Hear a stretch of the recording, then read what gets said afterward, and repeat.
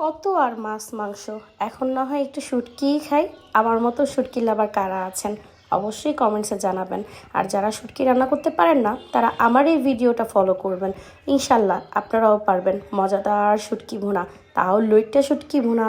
শুটকিটা হালকা টেলে নিচ্ছি, কারণ টেলে নিলে এটা স্মেলটা বের হয়। তো আমি এভাবে হালকা টেলে নিচ্ছি। যারা শুটকি রান্না করতে পারেন না বা পারফেক্ট হয় না তারা আমার এই ভিডিওটা দেখে নেবেন অবশ্যই।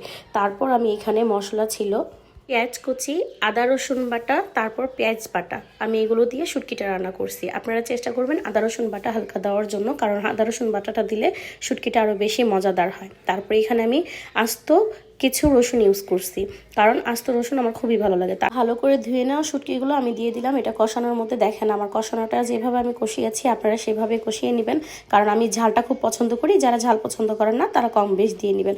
তারপরে এখানে আমি একটু আলু দিয়ে দিয়েছি, কারণ আমার কাছে মনে হয় যে লোটা শুটকির সাথে আলুটা একটু ভালো লাগে।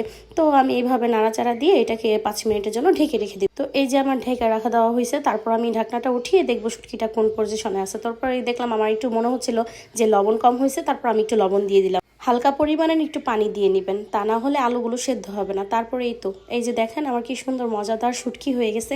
বিশ্বাস করেন এইভাবে শুটকি রান্না করে খেলে অনেক মজা লাগবে। যারা পছন্দ করে না তারাও এই শুটকিটা খুবই পছন্দ করবে। 1 প্লেট ভাত একদম একসাথেই শেষ হয়ে যাবে। আশা করি ভিডিওটা কাজে আসবে।